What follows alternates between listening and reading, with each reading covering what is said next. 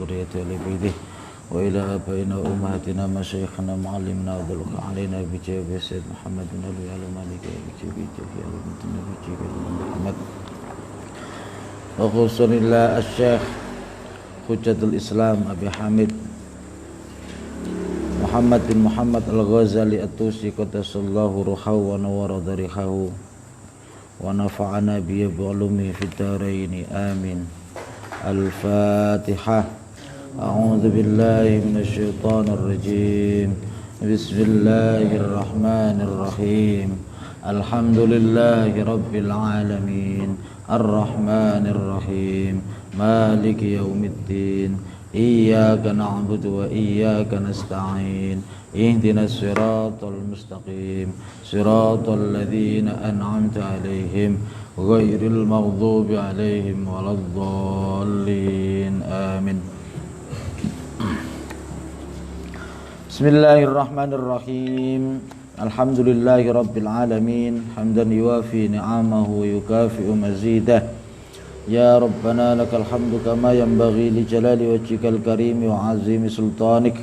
Subhanakallahumma la nuhsi thana'an 'alaika anta kama athnaita 'ala nafsik. Allahumma salli 'ala sayyidina Muhammad al-fatih lima ughliq wal khatim lima sabaq nasiril haqqi bil haqq wal hadi ila siratikal mustaqim wa sallallahu alaihi wa alihi haqqa qadrihi wa miqdarihi al-azim.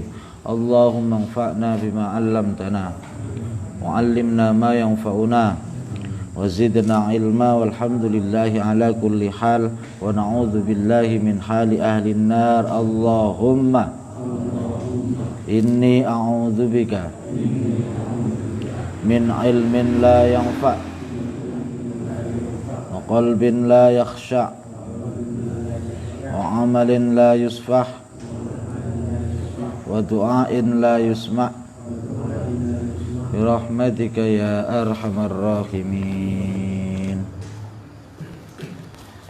Alhamdulillah thumma alhamdulillah, puji syukur kehadirat Allah Subhanahu wa taala atas nikmat dan karunia-Nya yang terus mengalir tidak henti-hentinya kepada kita semuanya. Hingga malam ini kita bersyukur bisa hadir di tempat ini, kajian kitab Bidayatul Hidayah. Mudah-mudahan dapat tambahan ilmu yang bermanfaat.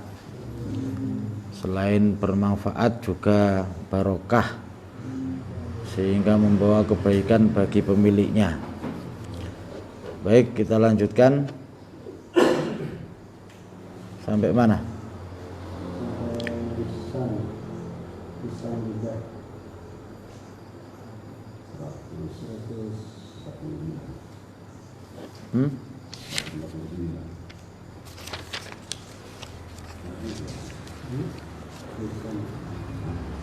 Iya, maksudnya lisan selesai apa belum? Lisan dari 8 perkara kemarin baru sampai 3.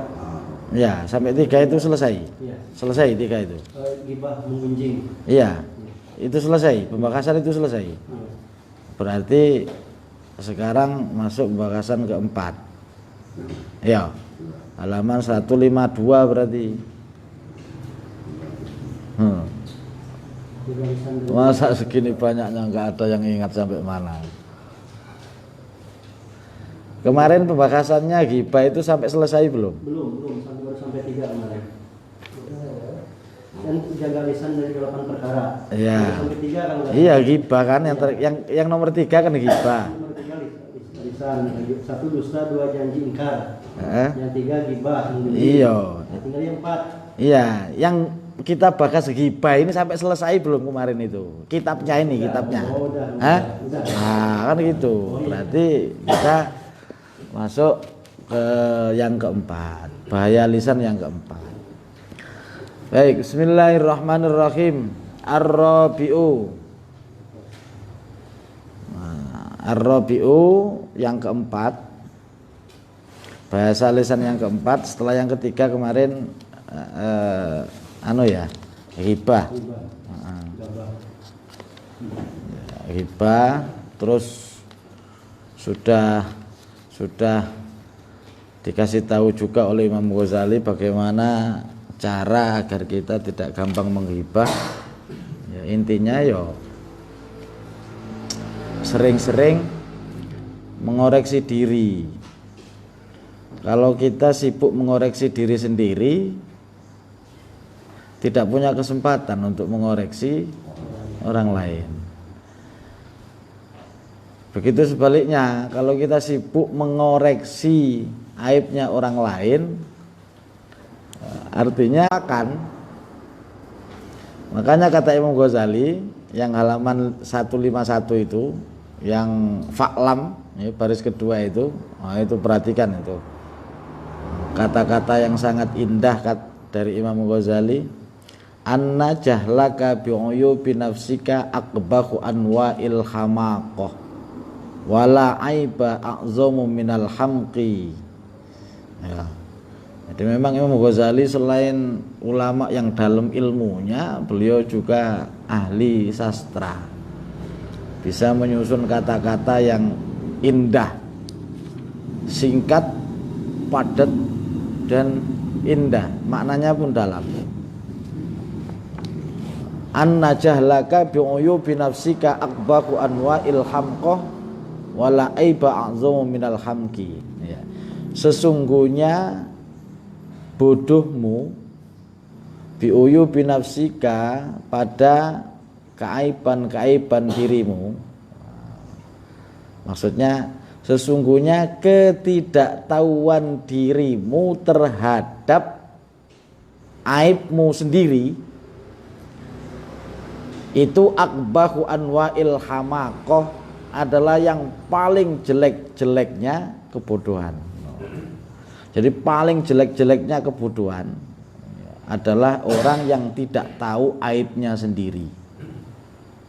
Wala aiba a'zamu minal hamki, dan tidak ada aib yang lebih besar daripada bodoh. Jadi bodoh yang paling tinggi, bodoh yang paling puncaknya kebodohan adalah ketidaktahuan terhadap aib diri sendiri. Dan aib yang paling besar adalah kebodohan. Bingung loh. Imam Ghazali pokoknya kalau bikin kata-kata itu luar biasa.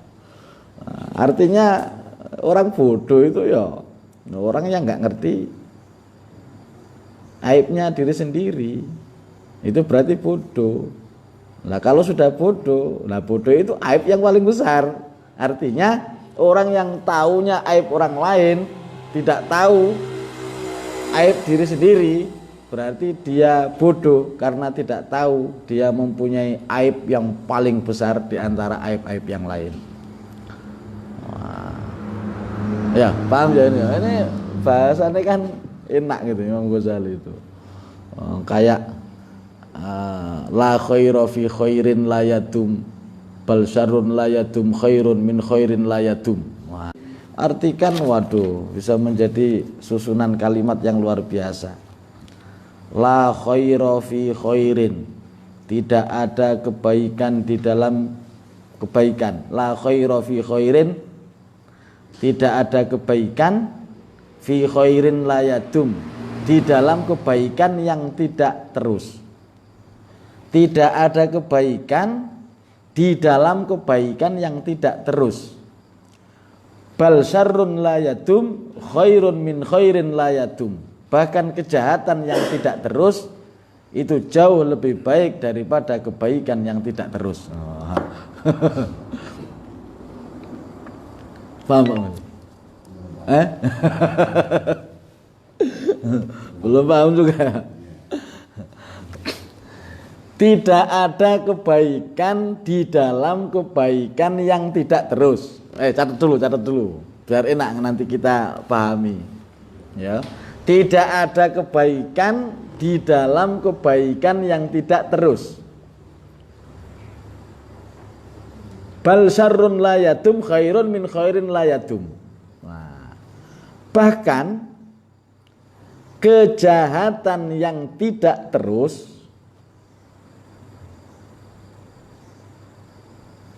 itu lebih baik daripada kebaikan yang tidak terus.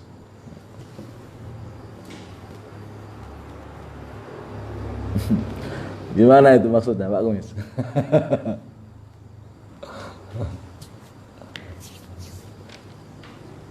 Kejahatan lebih baik daripada keburukan yang tidak terus menerus. Ya, saya jelaskan. Sekarang ini aja, biar enak dipahami. Kebaikan, kata-kata kebaikan kita rubah ganti ustadz lah. Profesi yang baik itu mengajar, ustadz. Kejahatan kita ganti maling. Ya, kita ganti maling. Jadi bunyinya begini, tidak ada kebaikan pada ustadz yang tidak terus.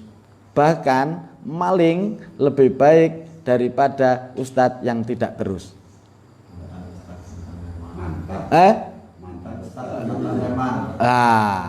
Intinya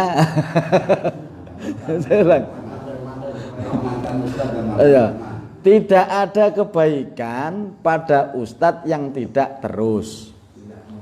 Bahkan maling yang tidak terus itu jauh lebih baik daripada ustadz yang tidak terus. Jadi kalau ada ustadz nggak terus, berhenti jadi ustadz berarti. Ya bisa jadi maling dia. Berhenti jadi ustadz.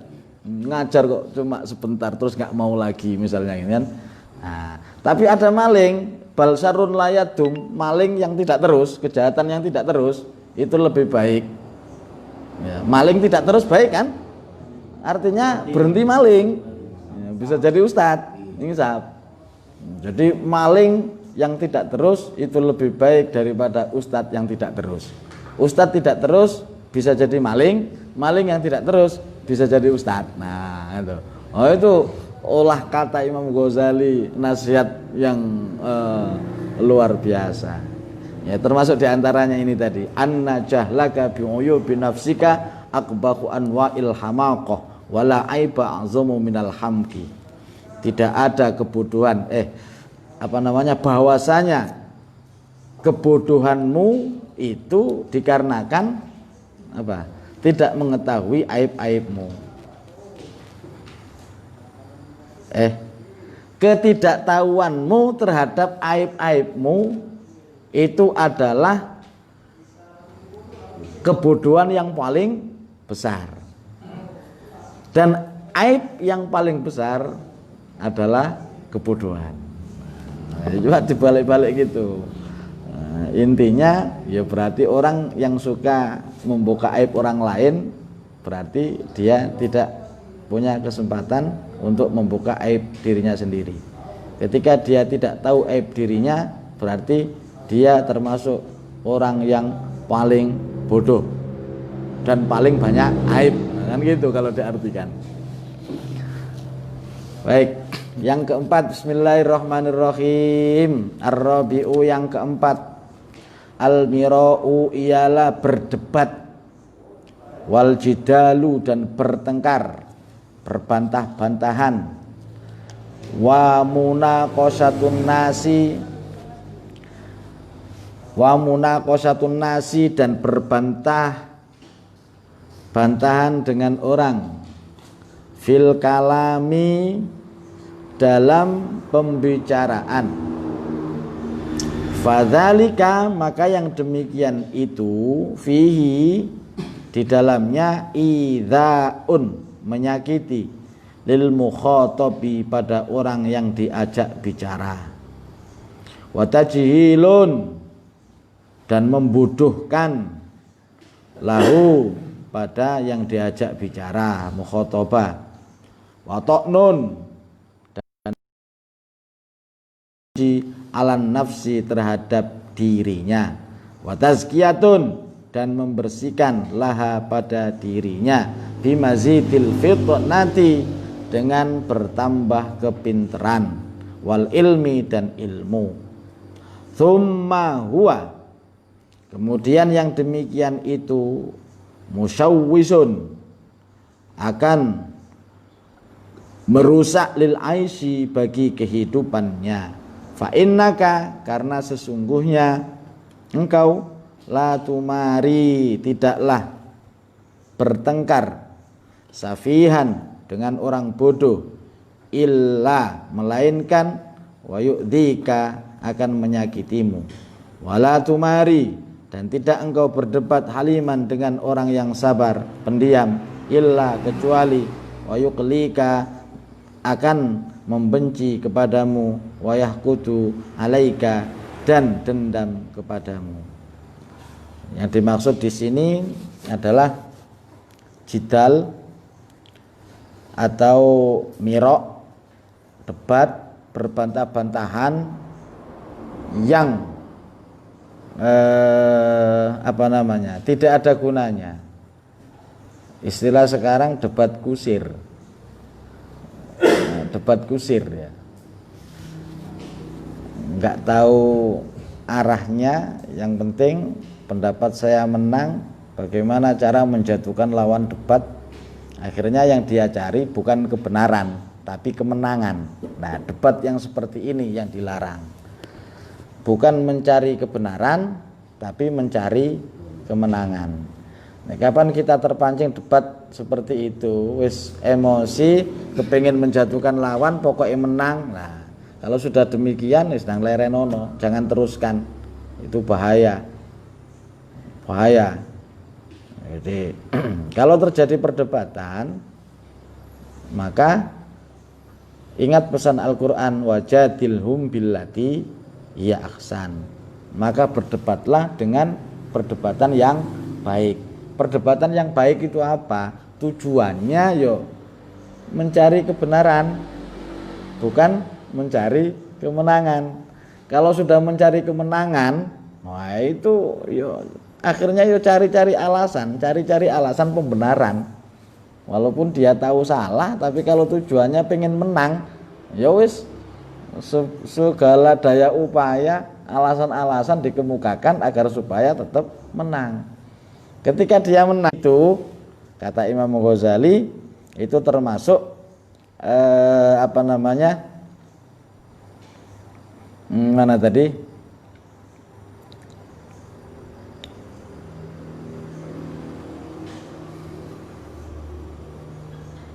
Termasuk sanaun ala nafsi, kemudian memuji terhadap diri sendiri.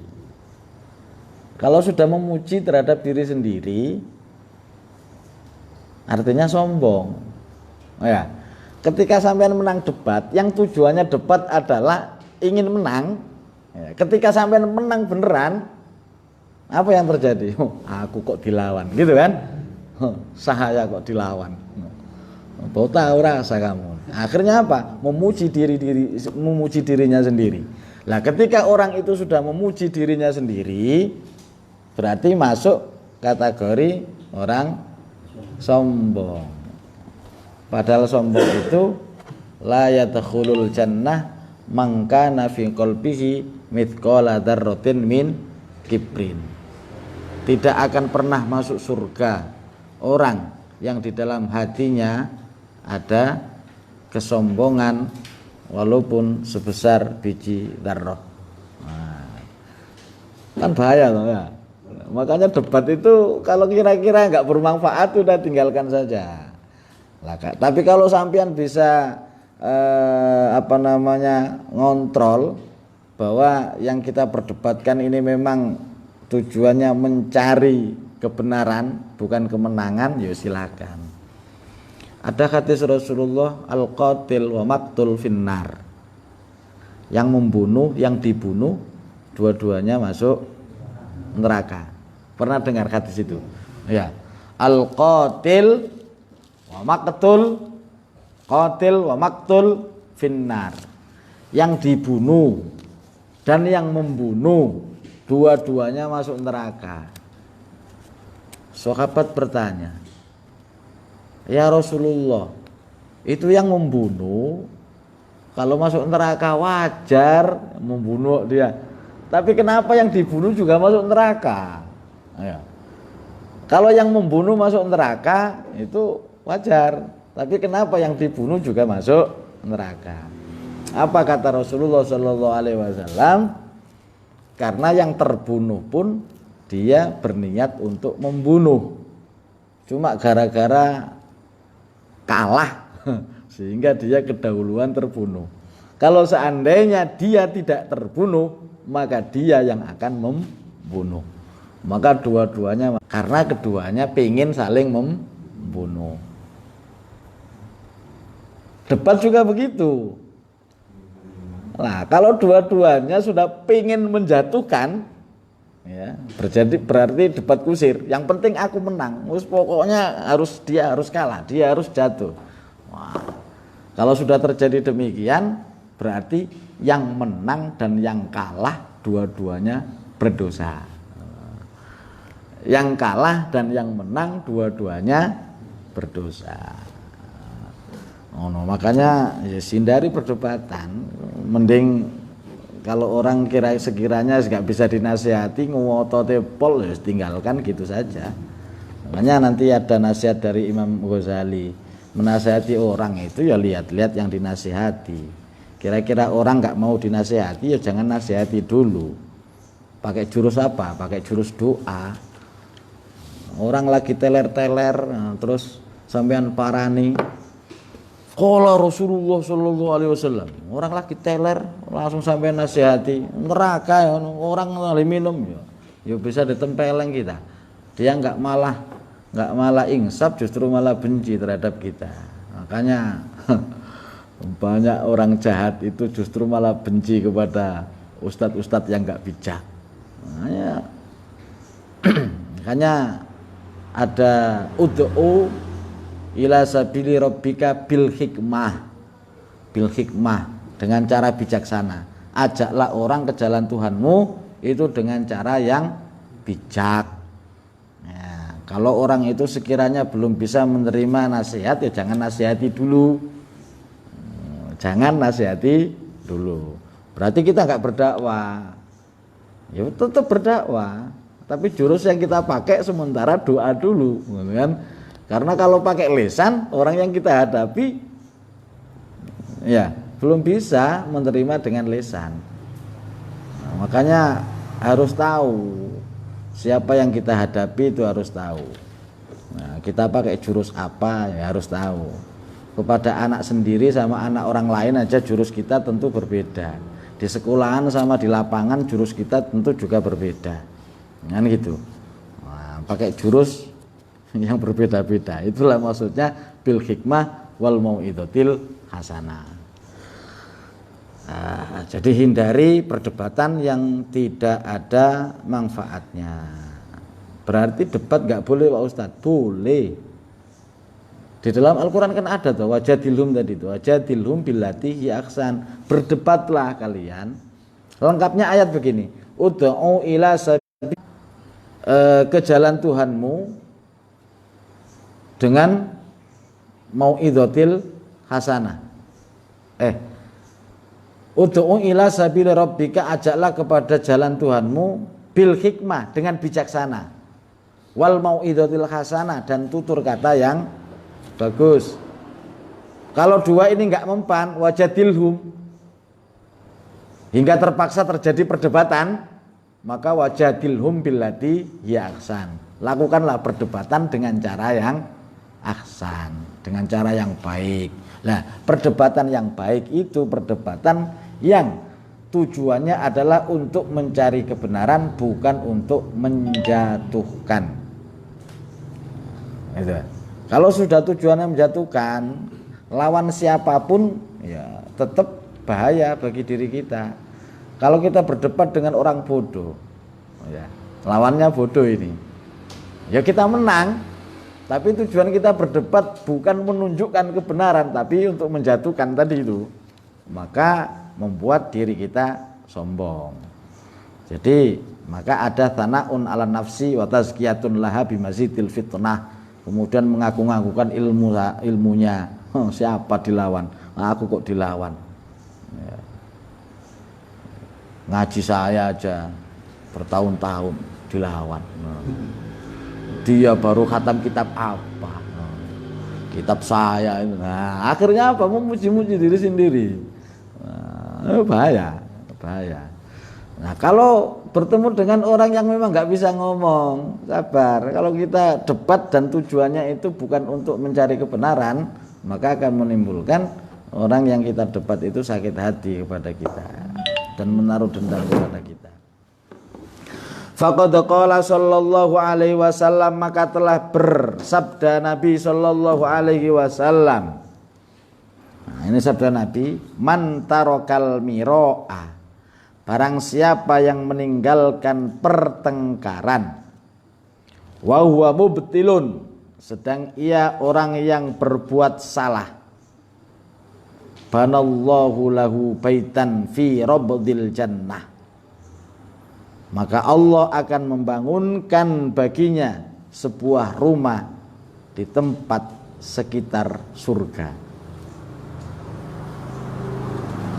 Barang siapa yang meninggalkan perdebatan, meninggalkan pertengkaran karena dia salah, debat karena salah, maka Allah akan membangunkan rumah bagi orang tersebut di sisi-sisi surga. Salah, kemudian dia nggak mau berdebat karena salah. Selanjutnya, waman tarokal miro'a, dan barang siapa yang meninggalkan perdebatan, wa huwa muhiqqun, padahal ia orang yang benar, dia benar nih, tapi dia nggak mau berdebat, menghadapi orang ngayal-ngayal daripada engkau terpancing emosi, menghadapi orang bodoh, jarno ae, nggak mau berdebat, dia meninggalkan debat, padahal dia benar. Banallahu lahu baitan fi a'lal jannah, maka Allah akan mendirikan sebuah rumah baginya di mana? Yaitu di a'lal jannah, surga yang paling tinggi. Nah, makanya jangan suka berdebat. Jangan suka berdebat. Nah, tapi ya sebetulnya lihat konteksnya ya. Lihat konteksnya. Makanya yang dimaksud di sini adalah debat-debat kusir, debat-debat yang diperdebatkan itu sesuatu yang nggak ada nggak ada manfaat bagi dunianya, nggak ada manfaat bagi agamanya, juga nggak ada manfaat bagi akhiratnya. Nah, begitu aja sampai terjadi perdebatan. Orang berdebat itu kadang-kadang masalah sepele itu kalau sudah terjadi perdebatan itu bisa jadi panjang. Gara-gara ini warna merah apa hijau, satunya hijau, merah enggak, ini hijau merah. Ya, bisa berantem, bisa saling membenci, bisa saling. Padahal memperdebatkan masalah warna hijau kuning itu apa manfaatnya? Lah perdebatan yang seperti itu yang harus kita hindari. Ya. Kita mancing yuk. Mancing kemana? Di sana loh banyak ikannya. Yo enggak, banyak di sana. Banyak di sana. Aku kemarin dapat sekian. Aku kemarin dapat. Ini berdebat. Ini gara-gara tempat mancing aja berdebat. Sampai kemudian enggak tegur sapa. Nah, perdebatan yang seperti itu yang harus kita hindari. Tapi kalau masalah akidah, ada orang mendebat Allah itu satu, enggak bisa, Allah itu dua. Misalnya itu lawan dengan hujah, tapi tetap harus wajadilhum billati hiya ahsan, tetap melawan perdebatan dengan cara yang ahsan, dengan cara yang baik. Ternyata meninggalkan perdebatan walaupun dia benar, maka Allah membangunkan rumah di surga yang tinggi. Wala yang bagi, dan tidak sepantasnya atau tidak pantas ayyakhda'aka, bahwasanya membujuk kepadamu asyaitonu, setan, atau ayyakhda'aka syaitanu, bahwa setan membujuk kepadamu, wa yaqulu, dan berkata laka kepadamu, azhir, perlihatkanlah al-haqqo, perkara yang hak. Nah, jadi setan itu kalau menggoda manusia ya gitu itu, seolah-olah mengajak kita kepada kebaikan. Kayak semalam yang saya sampaikan itu. Nanti di sini ada setan itu kalau menggoda manusia itu juga pakai dalil. Makanya sampean kalau nggak ngerti dalil ya malah gampang digoda setan. Innallaha ghafurur rahim. Itu yang sering dipakai oleh setan. Sesungguhnya Allah itu Maha Pengampun dan Allah itu sangat belas kasih kepada orang yang mau maksiat. Setan membisikkan kalimat-kalimat itu. Setan kok bisa baca Quran loh? Setan dilawan. Bisa. Setan itu bisa. Bisa. Innallaha ghafurur rahim. Udah lanjutkan saja kamu judi itu. Enggak apa-apa, tenang aja. Innallaha ghafur. Allah itu Maha Pengampun kok. Allahur Rahim. Allah itu Maha kasih sayang. Enggak apa-apa, lanjut aja. Nanti setelah ini istighfar. Astagfirullahaladzim kan. Nah, diampuni sama Allah. Allah itu Maha Pengampun. Nah, itu salah satu cara setan untuk menggoda manusia. Sehingga berapa banyak orang yang berbuat maksiat dengan harapan diampuni oleh Allah Subhanahu wa ta'ala. Saiki maksiat, sadar dia kalau dia berbuat maksiat, nanti minta ampun lah. Sekarang ya nggak apa-apa lah sekali ini, besok minta ampun lah. Itu berapa banyak. Padahal itu salah satu tanda bahwa orang seperti itu hatinya keras. Kalau diterus-teruskan, nasihat tidak bakal mampu masuk ke dalam hatinya. Kalau kata Al-Imam Al-Hasan Al-Basri, kata beliau, fasatul qulub mutawallidun min sittati asya. Kerasnya hati itu lahir dari 6 perkara. Kalau 6 perkara ini ada pada kita, itu berarti hati kita keras. Susah nerimo ilmu, dinasehati itu pokoknya nggak masuk lah nasihat itu. Jadi fasadul qulub mutawallidun min sittati asya. Rusaknya hati itu rusaknya hati itu lahir dari 6 perkara. Awwaluha, kata beliau, yang pertama adalah yudhnibuna bi roja'it taubah. Dia berbuat dosa tapi berharap diampuni oleh Allah. Ketika dia berbuat maksiat, itu harapannya seperti itu terus. Dia berbuat dosa bi roja'it taubah, berbuat maksiat mengharapkan kelak diampuni oleh Allah. Loh, apa bukan itu namanya rojak Pak Ustadz? Salah satu sifat yang baik. Rojak itu enggak begitu. Rojak itu selalu mengharapkan ampunan dan rahmat Allah disertai dengan meninggalkan maksiat. Itu namanya rojak. Tapi kalau bersamaan dengan melakukan maksiat, nah itu orang kurang ajar namanya. Nah, ya. Misalnya gini, kita nyuri ayamnya tetangga, ayam sudah kita curi, terus kita menyesal, mengharap ampunan dari yang punya ayam. Nah itu namanya rojak. Tapi kalau sambil mencuri, pokoknya nanti minta maaf lah. Nah, itu namanya orang kurang ajar. Nanti minta maaf, diambilin. Besok lagi, kambingnya Mas Ridwan, diambil 1. Besok minta maaf. Mengharapkan ampunan sambil bermaksiat, itu namanya kurang ajar. Nah itu berangkat dari hati yang keras. Kan banyak orang seperti itu ya. Sadar kalau dia maksiat itu sadar. Nanti aja lah tobat. Kan? Nanti aja. Jadi yudnibuna biroja'it taubah. Yang kedua, wa yata'allamunal ilma wa la ya'maluna bih. Ini nyindir kita ini. Wa yata'allamuna, mencari ilmu, dia belajar ilmu, setelah dapat wala ya'maluna bih, dan dia tidak mau mengamalkan ilmu yang dia dapat. Makanya ilmunya tidak membawa dia makin dekat dengan Allah, tapi makin jauh dengan Allah. Man izdada ilman lam yazdad huda, lam yazdad minallahi illa bu'da.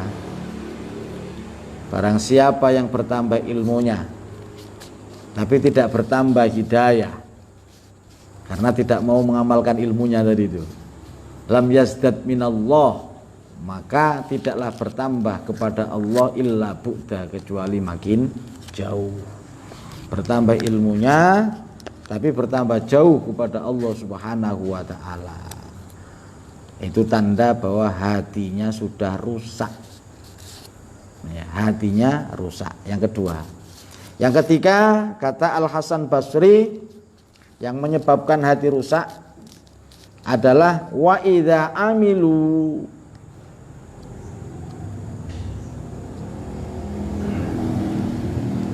wa idza amilu la yukhlisun, wa idza amilu la yukhlisun. Ketika dia beramal dia tidak ikhlas, itu hatinya rusak, karena tidak tahu tidak tahu manfaat. Orang beramal gak ikhlas, itu berarti apa yang dia cari dalam beramal? Kalau dia pengen ridho Allah, jelas gak dapat, karena dia tidak ikhlas. Dia pengen pahala, jelas gak dapat, karena gak ikhlas. Terus dia beramal, menyedekahkan misalnya sebagian hartanya, harta terlanjur keluar, tapi dia tidak mendapatkan apa-apa. Nah, itu kan berarti orang koplak. Hatinya sudah rusak. Sama-sama sudah mengeluarkan duit, kok justru malah tidak mendatangkan manfaat bagi dirinya. Nah, malah berdosa. Nah, itu beramal yang tidak ikhlas. Wa idza amilu la yukhlisun. Hatinya rusak. Yang keempat, wa ya'kuluna rizqallah wa la yusyrikun. Setiap hari makan rezekinya Allah, memanfaatkan fasilitas pemberian Allah, wa la yusyrikun, tapi dia tidak mau bersyukur. Wa ya'kuluna rizqallah wa la yusyrikun.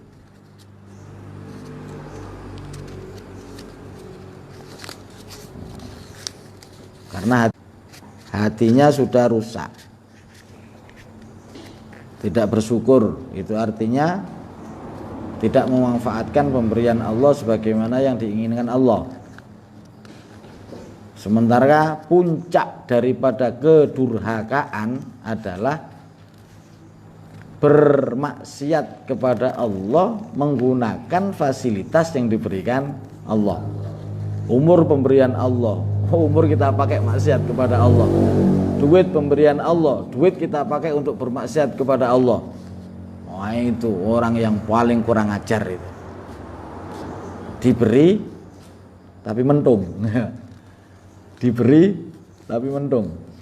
Kalau kata pepatah, seperti menolong anjing kejepit gitu ya. Anjing kejepit kita tolong, setelah kita tolong kita digigit. Rizki pemberian Allah, umur pemberian Allah, semua yang ada pada kita pemberian Allah. Kok kita pakai untuk maksiat kepada Allah? Punya duit untuk judi, untuk main perempuan, punya kesehatan untuk, pokoknya untuk bermaksiat. Padahal itu semua pemberian Allah, dipakai untuk bermaksiat kepada Allah. Kurang ajar. Kurang ajar, itu puncak daripada kedurhakaan. Maka pergunakan apa yang diberikan Allah untuk melaksanakan apa yang diinginkan Allah. Berarti itu namanya bersyukur. Yang kelima, wala yarduna biqismatillah, dia tidak ridho terhadap pembagian Allah. Allah itu membagi rezeki itu berbeda-beda. Ada yang kaya, ada yang kaya sekali, ada yang setengah kaya, ada yang miskin, ada yang miskin sekali, ada yang sangat-sangat miskin. Berbeda-beda. Dan itu sudah pembagian Allah dalam Al-Quran. Wallahu faddala ba'dakum ala ba'din fir rizki. Allah itu melebihkan di antara kalian satu dengan yang lain soal rezeki. Ada yang banyak, ada yang sedikit, ada yang paling sedikit. Nah itu memang sudah ketentuan Allah Subhanahu wa ta'ala. Lah kalau begitu ngapain kerja Pak Ustadz? Kan itu tuh biasanya pertanyaan orang yang nggak paham. Kalau rezeki sudah ditentukan, ngapain kita harus bekerja? Nah, ya ketahuilah bahwa bekerja itu bagian daripada berusaha, bekerja. Hasil duit atau tidak, sampeyan mendapatkan pahala. Karena itu adalah ibadah. Ngono lho.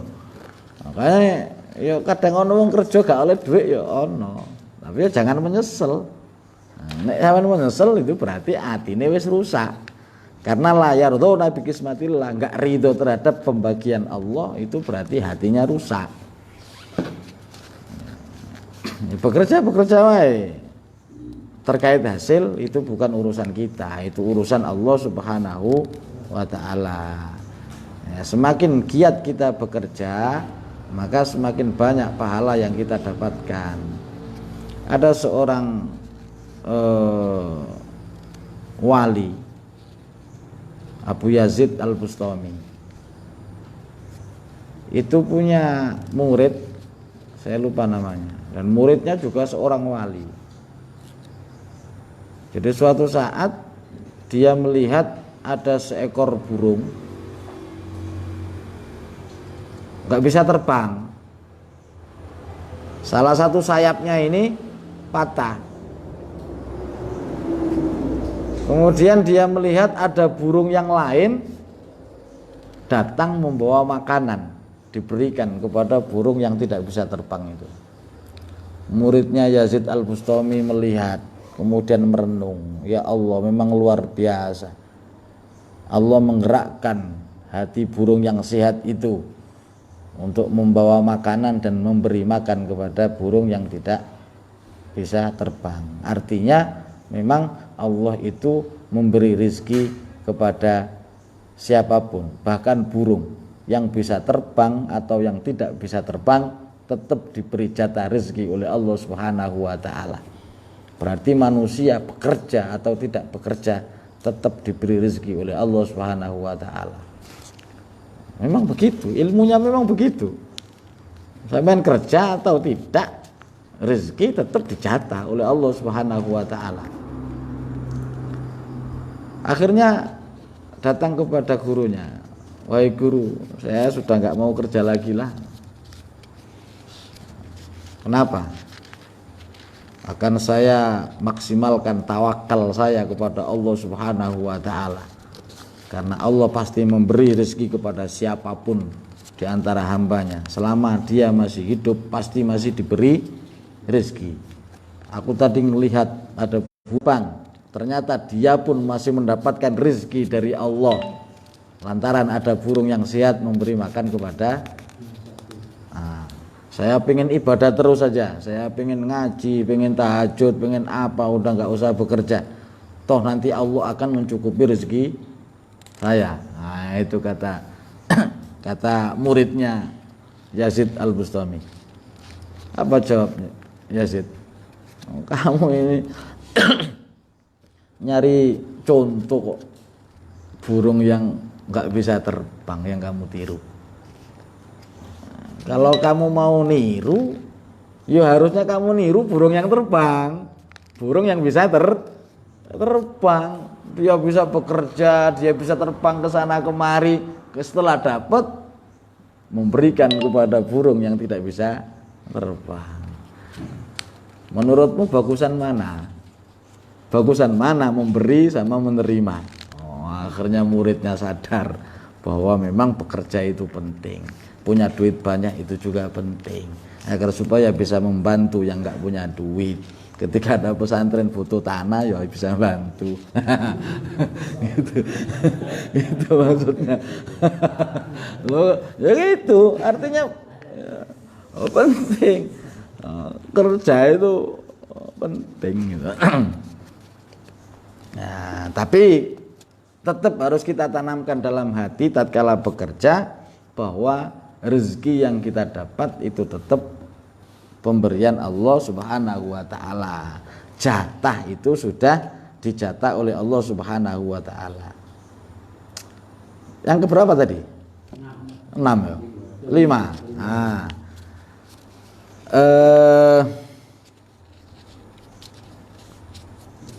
Yang keenam, wa yadfanuna mautahum wala ya'tabirun. Kita sering mengantarkan orang meninggal dunia sampai ke pemakaman. Ya, jadi wa yadfanuna, memakamkan atau mengubur mautahum, orang mati. Jadi mereka ikut mengubur kepada orang mati mereka, wala ya'tabirun, tapi tidak bisa mengambil iktibar, mengambil pelajaran dari memakamkan jenazah tersebut.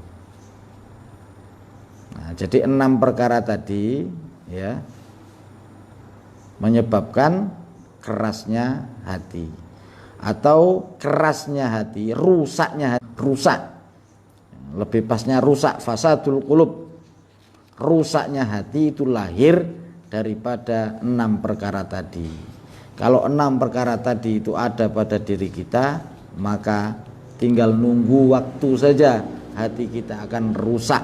Ketika hati kita rusak, ya, tidak akan pernah bisa menerima nasihat. Maka 6 perkara ini ya seyogyanya kita hindari. Pertama, yudnibuna biroja'id taubah, berbuat dosa sembari berharap mendapat ampunan, diterima tobatnya. Nah, kalau mau diterima tobatnya, ya berarti harus berhenti daripada kemaksiatan. Loh, ini sambil bermaksiat, nanti Allah juga akan mengampuni. Oh, maksiat kok sambil ngomong gitu. Lah itu berarti sudah didalili oleh setan. Kupingnya wis didalili kalau setan. Kata setan, qala Allahu ta'ala, innallaha ghafurur rahim. Sesungguhnya Allah berfirman, Allah Maha Pengampun dan Allah Maha Kasih Sayang. Teruskan zina, gampang, nanti minta ampun. Teruskan berjudi, gampang, setelah ini istighfar, pasti diampuni oleh Allah, karena Allah itu Ghafurur Rahim. Nah, itu setan begitu cara nggodanya. Makanya yudnibuna biroja'id taubah. Ya, 6 perkara ini tadi ya, yang menyebabkan hati rusak, atau hati rusak itu lahir dari 6 perkara ini tadi. Baik. Mana tadi? Wa yaqulu laka, mana tadi? Ayyakhda'aka syaitanu wa yaqulu laka. Ayyakhda'aka syaitanu wa yaqulu laka, bahwa setan membujuk kepadamu, wa yaqulu, dan berkata setan, laka, kepadamu, adhiril haqqo, perlihatkanlah al haqqo, perkara yang hak. Jadi ketika kita berdebat itu setan selalu menjadi supporter, pendukung itu apa namanya? Supporter kan, menjadi supporter yang baik, selalu membisiki telinga kita, ayo lanjut, pokoknya sampaikan bahwa kamu itu benar. Ketika berdebat itu setan selalu bisiki begitu. Jadi kata setan, adhiril haqqo wala tudahin fi. Jadi perlihatkanlah perkara yang hak, wala tudahin fi, dan jangan untuk media sosial maupun di dunia nyata ya. Supporter ngono iku ya tetep ono wong berantem iku ora tambah dilerai, gak tambah dianu, ada orang berdebat itu gak tambah di kasih jalan keluarnya, tapi ngasih support komennya, jangan kasih kendor, hajar terus. Nah, kan. Oh, itu kan berarti mewarisi akhlaknya setan. Makanya bener kata sebagian ustadz, sekarang itu setan sudah banyak yang pensiun, sudah digantikan oleh manusia-manusia. Bahkan ada yang mengatakan manusianya sudah lebih setan daripada setan sendiri. Itu jangan jadi supporter. Ketika ada orang berdebat, jangan jadi supporter. Diam saja.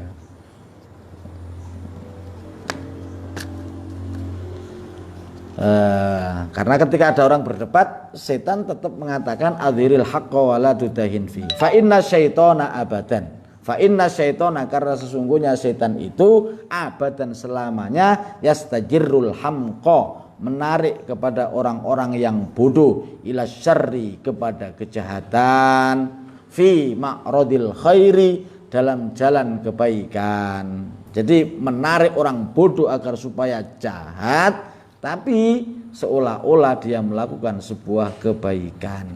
Ini yang namanya kalimatu haqqin urida bil batil. Itu senengannya setan. Kayak kalimat alhamdulillah, kayak kalimat astagfirullah, kayak kalimat subhanallah. Nah, itu kadang-kadang keluar dari lisan orang, tapi tujuannya tidak menyucikan Allah, tapi menyucikan dirinya sendiri. Ya. Menyucikan dirinya sendiri. Contohnya gimana? Ya, semalam kita bahas itu. Ya, semalam kita bahas. Banyak orang mengucapkan alhamdulillah, tapi nyatanya itu memuji dirinya sendiri, bukan mengembalikan pujian itu kepada Allah Subhanahu wa taala. Dapat rezeki, alhamdulillah. Dapat rezeki, alhamdulillah. Ini karena usaha saya, tapi dalam hatinya karena usaha, karena ini, karena itu. Bukan dikembalikan kepada Allah, bahwa segala yang kita dapat itu pemberian Allah. Pak Kumis gue anteng, alhamdulillah, habis jelas kok. Yes, jos lah. Tapi hatinya memuji dirinya sendiri. Wah, aku kok. Ya, ketika dipuji kadang-kadang ngucap alhamdulillah. Masak misalnya, lagi enak, makan makanan subhanallah, enak, memang pinter masak aku ini. Akhirnya memuji dirinya sendiri. Kalimat yang keluar subhanallah, maha suci Allah. Kalimat yang keluar alhamdulillah, segala puji bagi Allah. Tapi nyatanya, wah, memang aku ini ahli masak, memang aku jos. Ora ono sing iso masak kaya aku misalnya. Nah, memuji dirinya sendiri, tapi dari lisannya keluar kalimat-kalimat thayyibah. Itu setan itu begitu. Kayak kemarin mendoakan orang, ada kawannya salah, kemudian apa? Ya Allah, semoga dia dapat hidayah. Seolah-olah jos. Kang Habib nanya Pak Kumis. Nah, saya nanya Pak Kumis, Pak Kumis gimana kabarnya Kang Habib? Masya Allah Pak Ustadz, mudah-mudahan dapat hidayah. Bahasanya bagus, mudah-mudahan dapat hidayah. Maksudnya apa? Berarti kan Kang Habib tersesat. Saya nanya Pak Kumis gimana kabarnya Kang Habib? Jawabnya Pak Kumis, Masya Allah Pak Ustadz, keluarnya Masya Allah Pak Ustadz, mudah-mudahan dapat hidayah. Doa juga kan? Tapi maksudnya apa? Di balik kata-kata Masya Allah mudah-mudahan dapat hidayah, itu ada tersembunyi bahwa Kang Habib sedang melakukan kesesatan. Nah, dan itu ditunjukkan Pak Kumis terhadap saya. Itu namanya ghibah. Banyak orang yang tidak sadar. Akhirnya kan saya mesti mikir, Kesalahan apa? Ya memang Pak Kak Habib ngapain Pak Kumis? Paling jawabannya payah Pak Ustadz. Sudah. Nah, payah ya. Artinya ya jelas. Nah, itu namanya ghibah. Ghibah yang sir. Tapi tetap aja ghibah, tetap aja menggunjing walaupun dikemas dengan bahasa yang baik. Nah, ya pokoknya jawab alhamdulillah Pak Ustadz sehat. Nah, kan sudah selesai. Pakai mudah-mudahan dapat hidayah. Nah sekarang itu doa itu berserakan di mana-mana, dikit-dikit barakallahu fikum, barakallahu. Pokoknya ya bagus sih bagus, ya bagus. Cuma ketika kita mengucapkan kalimat-kalimat thayyibah itu harus sesuai dengan apa yang ada. Setan itu memang begitu. Jadi menggoda manusia, menggoda orang bodoh itu diajak ke dalam kesesatan melalui jalan kebaikan. Melalui jalan kebaikan. Yes, biarkan saja misalnya, ayo justru malah diajak, ayo sholat lah, ayo ngaji lah. Tapi setelah ngaji jadi sombong, setelah ngaji jadi wah seolah-olah nggak ada orang alim kecuali dirinya. Nah, itu berarti sudah terkena jebakan setan. Jadi setan itu menggoda manusia itu ya lihat peringkatnya loh. Tapi kalau orang sudah ikhlas, sudah lulus seperti ini, biasanya kalau orang awal-awal kan memang godaan setan ya jangan ikut ngaji, nggak usah ke masjid, nggak usah lihat ya itu godaan setan. Tapi ketika kita menang, masih tetap berangkat ngaji, apakah setan berhenti? Enggak, pakai jurus berikutnya. Ketika udah jangan sholat, nggak usah sholat, enak di rumah saja nonton TV, tetap kita berangkat ke masjid sholat. Apakah setan terus kemudian waduh udah nyerah deh? Enggak, tetap dikejar sampai kita kepleset. Akhirnya sholatnya diganggu, gini. Nah, sampai sholat tetap nggak bisa diganggu, apa setan berhenti? Enggak, tetap keluar dari masjid, tetap setan masih bisikin. Tadi kulihat di masjid itu enggak ada orang sholat sekhusyuk dirimu. Kamu yang paling khusyuk. Masuk ke dalam hati. Udah sholat ini, dia udah sholat. Memang aku yang paling khusyuk tadi. Lihat sholatnya Pak Kumis, cuma gitu aja. Udah kena. Makanya orang-orang yang sudah biasa sholat itu cara godanya bukan kok dihalang-halangi untuk sholat, enggak, biarkan sholat, karena dihalang-halangi pun tetap berangkat. Ya, orang-orang seperti jenengan misalnya yang sudah rajin ngaji, rajin sholat, ini setan ini gak, mau nggoda ojo sholat ini semua rugi, kalah, tetap berangkat. Nah, tapi menggunakan jurus yang lain. Adakan justru jurus-jurus kebaikan yang dia pakai.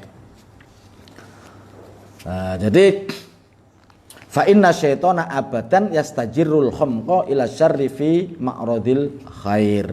Setan itu selamanya ingin menarik kepada orang bodoh kepada kesesatan dengan jalan kebaikan. Fala takun, maka janganlah engkau jadi orang yang banyak tertawa lisyaitoni karena bujukan setan. Fayas minka, maka jadi sebab setan mengolok-olok kepadamu. Jadi harus tetap waspada. Setan itu musuh kita yang nyata. Walaupun sebetulnya setan itu lemah, tapi kalau tidak kita waspadai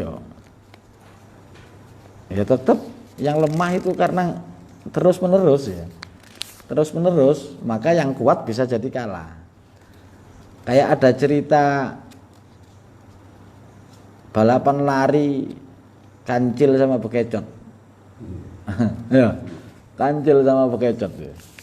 Kancil larinya kenceng, bekecot itu nggak kenceng larinya, ngerembot. Tapi karena terus nggak pernah berhenti dia finish lebih dulu daripada kancil. Karena kancil itu ya meremehkan tadi itu ala bekecot aja. Ngajak balapan lari denganku kata kancil. Ada apanya? Lari dia. Wah, belakang. Nyantai dulu. Nyantai dia. Nggak tahu dia kalau bekecot ini jalan terus nggak pernah berhenti. Nah, saking nyantainya akhirnya bisa tertidur, bisa terlena, nggak menyadari bahwa bekecot ini jalan terus. Akhirnya sampai finish dan kancil kalah. Nah, manusia lebih kuat sebetulnya daripada setan. Manusia lebih hebat. Tapi kalau kita meremehkan, meremehkan, ya kalah tenan gitu. Akhirnya kalah. Fa izharul haqqi hasanun, maka memperlihatkan hak itu adalah baik, ma'aman yaqbaluhu, bersama orang yang menerimanya minka darimu. Menampakkan kebaikan kepada orang yang bisa menerima kebaikan itu baik, kata Imam Ghazali. Makanya menunjukkan kebaikan kepada orang, nah itu ya harus bil hikmah wal mau'izatil hasanah. Kalau kira-kira dia belum bisa menerima kebaikan, ya jangan dulu. Jadi nasihatilah orang yang mau menerima nasihat.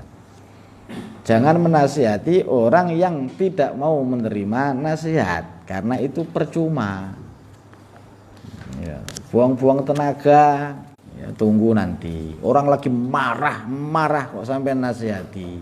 Ya percuma. Justru malah ikut marah. Nggak usah jauh-jauh lah. Anak sampean pas lagi marah terus sampean nasihati, nggak masuk enggak. Istri sampean lagi marah terus sampean nasihati, makin marah dia, perang. Makanya tunggu saatnya ketika sudah tidak marah. Hanya menasihati anak istri itu yang bagus itu di dua tempat. Kalau kata guru saya, di dua tempat.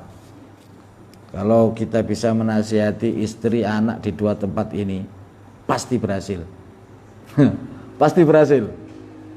Di mana dua tempat itu? Satu meja makan, dua tempat tidur.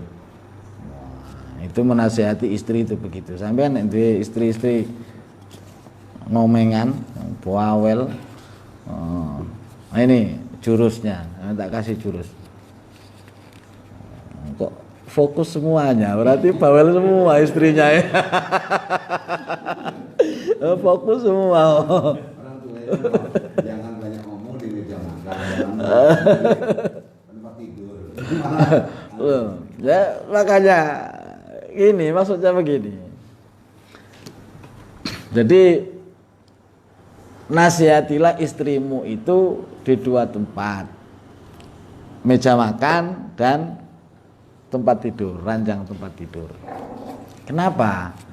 Karena dua tempat itu adalah tempat-tempat yang posisi kita lagi damai, hati masing-masing kita sedang senang. Contohnya begini misalnya, kalau misalnya istri sampean pagi-pagi sudah marah-marah, nggak mau bikinin kopi, nggak mau bikinin sarapan, pokoknya marah-marah. Kemudian kita nasihati pada waktu itu, dia ikut marah-marah. Ayah,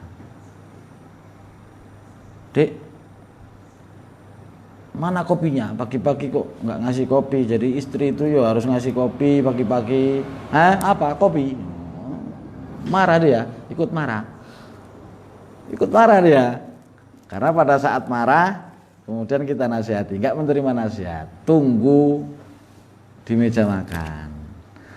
Ketika makanan sudah siap, kita duduk bareng, saling sambil makan. Masya Allah, Dek, nikmat makanan ini. Tapi kenapa tadi sebelum masak marah-marah? Marah-marah kayak gitulah, malu sama tetangga. Nah, pada kondisi damai, dia lebih bisa menerima nasihat. Atau pada saat di tempat tidur, ya kan? Marahnya tadi pagi, dah lupakan dulu. Pokoknya Jangan ikut-ikutan marah. Jangan ikut-ikutan marah. Tunggu sampai saat malam tiba. Masuk ke kamar, pegang-pegang tangan sambil dirayu-rayu, mesra-mesraan dikit. Nah, baru keluar nasihat. Aku tadi malu dik ngapain tadi sampean pagi-pagi ngomel kayak gitu. Itu tangga yo denger semuanya. Besok jangan lagi ya. Nah, sambil dipegang yang takannya, sambil dirangkul, dicium tipis-tipis. Nggak mungkin bantah. Bener enggak? Masuk nasihat itu ke dalam hati. Daripada pada saat dia salah terus sampai nasihati, justru malah terjadi perang Badar. Nah, itu. Makanya nasihati istri ketika dia marah pada dua tempat, meja makan dan tempat tidur. Nah, ini penting loh, ini itu ilmu itu. Nah, jadi fa'idharul haqqi hasanun ma'aman yaqbaluhu minka. Wadhalika, dan yang demikian itu bitorikin nasihah, ialah dengan jalan nasihat fil khafiyah, di tempat yang sunyi. La bitorikil mamaroti, bukan dengan jalan berdebat. Menampakkan kebaikan itu baik, ya, dengan jalan memberi nasihat. Nah, memberi nasihat itu pasnya, seyogianya dilakukan pada saat sepi, bukan dengan cara berdebat. Memberi nasihat dengan perdebatan ya nggak mungkin masuk. Makanya lebih baik ketika sudah terjadi perdebatan ya tinggalkan. Kalau kita benar, akan dibangunkan rumah oleh Allah di surga yang paling tinggi. Kalau ternyata kita yang salah, tetap dibangunkan rumah oleh Allah di sisi-sisi surga. Nah, kalau benar-benar mau menasihati, ya tunggu waktu sepi, waktu nggak ada orang. Nah, Imam Syafi'i aja ya pernah mendatangi malam-malam ketika mau menasihati muridnya, ditanya dulu, istrimu udah tidur belum? Anakmu udah tidur? Baru Imam Syafi'i memberi nasihat. Nah, itu nasihat yang paling mengena itu seperti itu. Coba kalau misalnya kita punya anak lagi nakal nih, lagi kumpul-kumpul sama kawan-kawannya di terminal, di alun-alun, kemudian kita datang langsung kita nasihati di situ anak kita.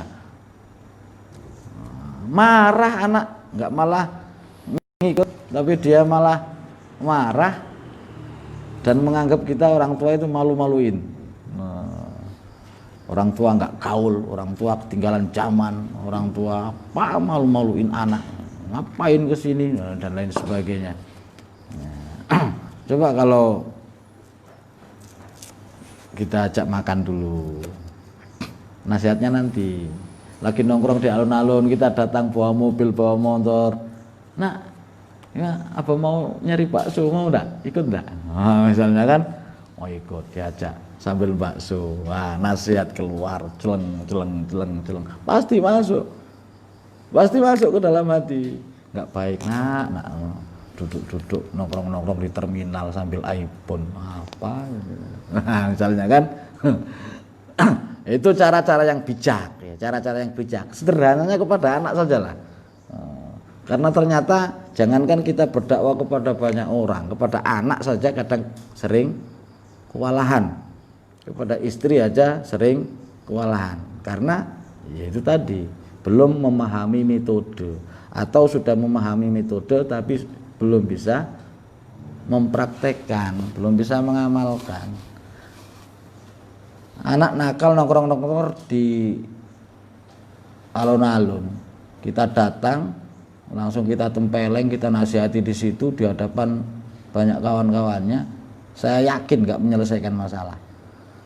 Justru anak malah ngelawan dan minggat. Ngelawan dan minggat. Nah, makanya perlu sentuhan-sentuhan halus. Nah, diajak nyari bakso kayak, diajak apa.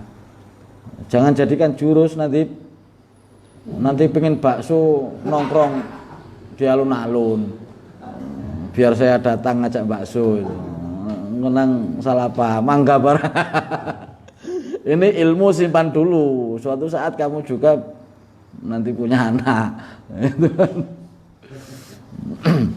Nanti nyalain bapak, enggak kamu enggak. Kalau nakal dinasihati itu lah salah bapak karena enggak bijak gitu.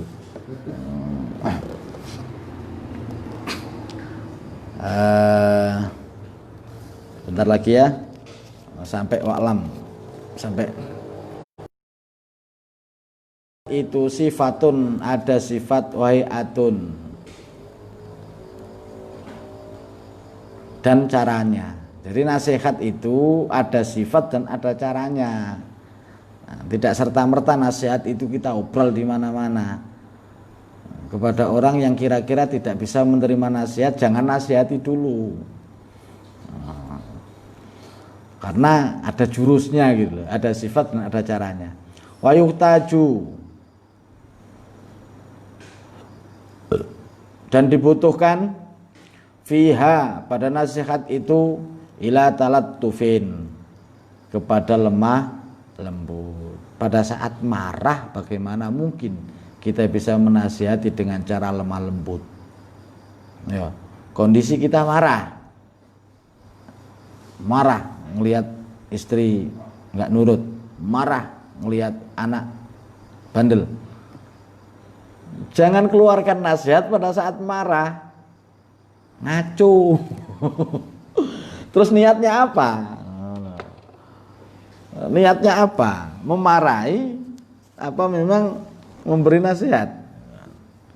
Jadi jurus yang pertama yang dibutuhkan ketika kita menyampaikan nasihat, kata Imam Ghazali, adalah talattufin, lemah lembut. Wa illa, dan jika tidak, sorot fadhihatan, maka nasihat itu menjadi fadhihatan. Apa itu?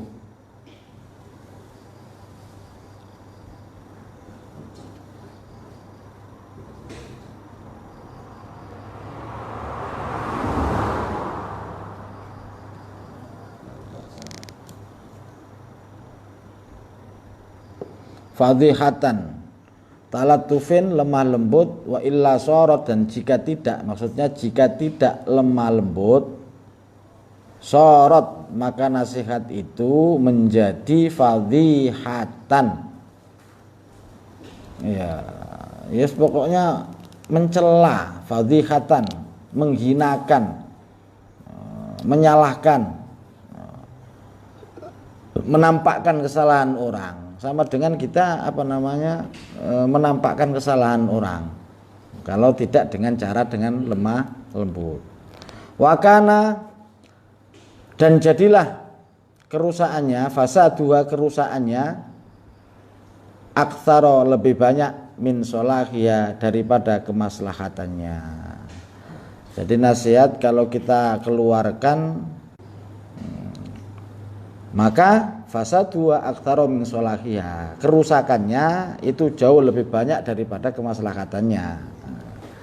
Waman kholato, dan barang siapa yang bergaul mutafaqihatal asri, dengan orang yang ngerti di zaman sekarang, ghalaba ala tab'ihil mar'u, ghalaba, maka mengalahkan ala tab'ihil mar'u, kepada wataknya pertengkaran, wal jidalu, dan perdebatan, wa asura alaihi,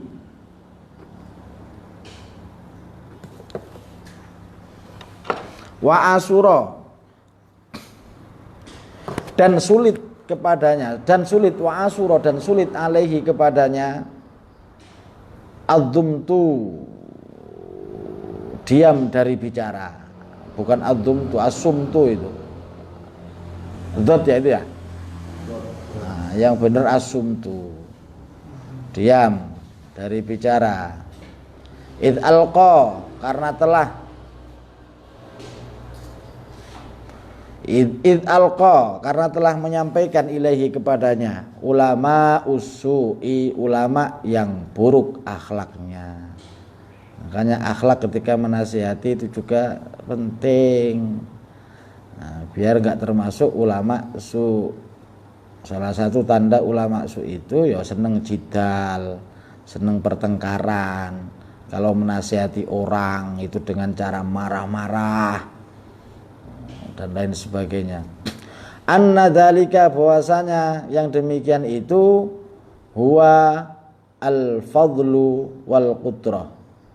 Huwa al-fadlu, ialah merupakan keutamaan, wal qudrata, dan qudrah alal muhajati, pada mengalahkan hujah, wal munaqashati, dan berdebat itu huwa ialah alladzi yumtadahu bih, perbuatan yang terpuji, bihi, dengannya, fafirru minhum, maka engkau dari mereka, firaraka minal asad, seperti kaburmu dari singa. Berarti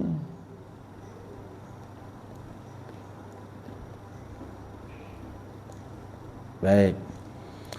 Jadi meninggalkan meninggalkan berdebat, meninggalkan menasihati dengan tidak lemah lembut dan lain sebagainya. Itu sesuatu yang sangat merusak, ya. Sementara meninggalkan hal yang sedemikian itu termasuk bagian daripada sifat yang terpuji. Makanya kata Imam Ghazali, fafirru minhum firaraka minal asad, maka larilah kamu, kaburlah kamu, minhum, dari mereka yang seperti itu, memberi nasihat dengan cara kasar itu, firaraka minal asad, seperti kaburmu dari singa. Nah, karena kalau ada ulama sukanya marah-marah, memberi nasihat itu dengan cara marah-marah, itu kata Imam Ghazali bagian dari ulama usu. Ulama usu. Maka fafirra minhum firaraka minal asad, larilah dari ulama yang seperti itu sebagaimana engkau lari dari singa.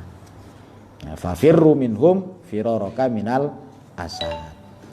Nah, makanya memberi nasihat itu ya ada tempat-tempatnya. Masih ingat ada riwayat Khalifah Harun ar-Rasyid yang didatangi seorang kiai, seorang ulama itu. Masih ingat ya?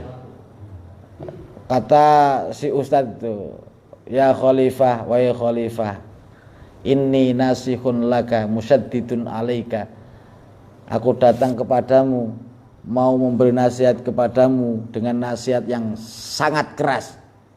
Kuharap engkau tidak tersinggung dengan nasihatku. Nah, kata ulama tadi. Kemudian dijawab oleh Harun ar-Rasyid, uskut ya jahil. Ulama dibilang begitu, uskut ya jahil, diam kamu bodoh. Ulama disebut bodoh oleh Harun ar-Rasyid. Alasan Harun ar-Rasyid apa? Kemudian dia mengatakan,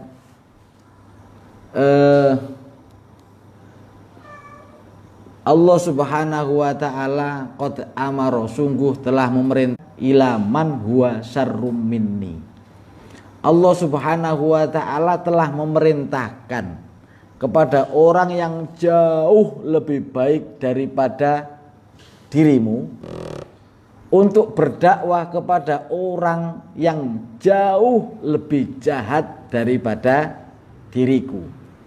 Kemudian Harun ar-Rasyid mengatakan, menukil sebuah ayat dalam Al-Quran, yaitu idhab ila fir'auna innahu tagha faqula lahu qaulan layyinan la'allahu yatadzakkaru aw yakhsha. Allah berfirman kepada Musa, wahai Musa, idhab ila Fir'aun, pergilah kamu ke Fir'aun, pergilah kamu kepada Fir'aun, innahu tagha, karena sesungguhnya Fir'aun itu sudah kurang ajar, dia ngaku menjadi Tuhan. Siapa yang enggak mau menyembahnya dibunuh, dipantai. Ya, kurang ajar Fir'aun itu. Tapi ingat Musa, faqula lahu qaulan layyinan la'allahu yatadzakkaru aw yakhsha. Ucapkanlah kata-kata yang lunak, ucapkan kata-kata yang lemah lembut. Barangkali dengan kelunakanmu, dengan kelembutanmu, itu Fir'aun mau bertobat, mau kembali kepada Allah Subhanahu wa ta'ala. Lah, seyogianya ini kita jadikan acuan, ya kita jadikan acuan. Jawaban Harun Ar-Rasyid ini ya sekakmat lah, sekak mati. Uskut ya jahil, diam kamu bodoh. Kamu tidak, seolah-olah gini kalau diterjemahkan, kamu tidak lebih mulia daripada Nabi Musa, dan aku tidak lebih jahat daripada Fir'aun. Allah itu pernah mengutus Nabi Musa untuk berdakwah kepada Fir'aun. Itu saja Allah berpesan, faqula qaulan layyinan, ucapkan kata-kata yang lunak, lemah lembut. Nah, kamu siapa? Mau menasihati saya dengan nasihat yang sangat keras. Kamu tidak lebih baik daripada Nabi Musa, sementara saya tentu tidak lebih jahat dari Fir'aun. Nah, itu saja Allah berpesan, faqula qaulan layyinan. Nah, makanya kalau menasihati orang ya dengan cara yang lemah lembut. Kalau dia berbuat salah di tempat umum, banyak orang tahu, jangan dinasihati di situ. Itu namanya ngolok. Mana? Hah? Oh ya. Nah, itu juga butuh nasihat.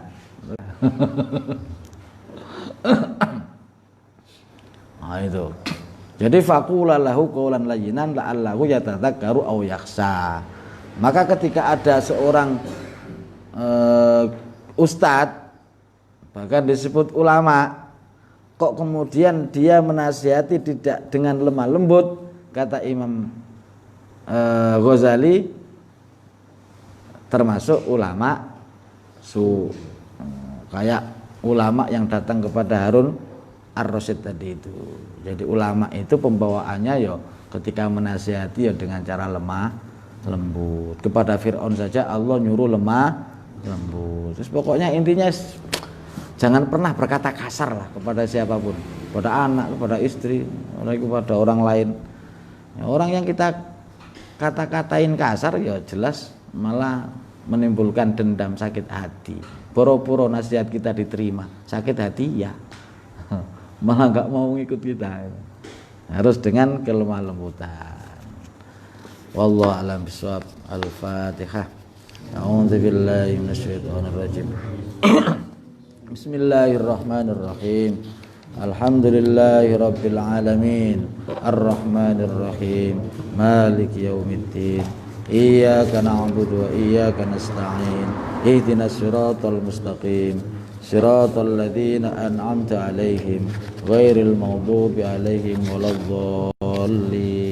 Amin. Maulaya shalli wa sallim daiman abada ala habibika khairil khalqi kullihim huwal habibul ladzi turja syafa'atuhu li minal ahwali muqtakhimi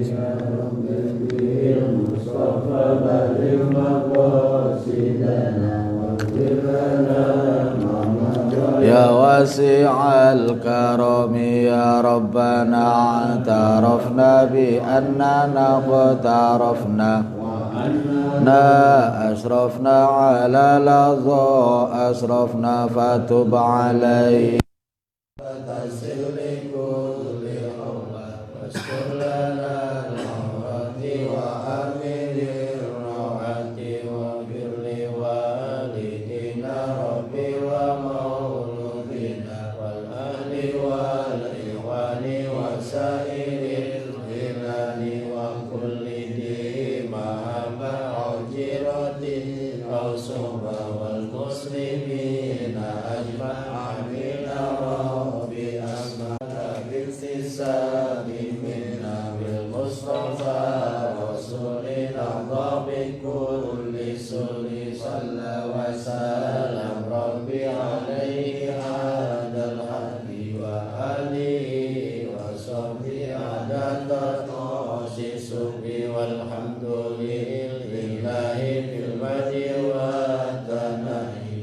Alhamdulillahi fil badi wa tanai. Subhanakallahumma wa bihamdika asyhadu an la ilaha illa anta astaghfiruka wa atubu ilaik.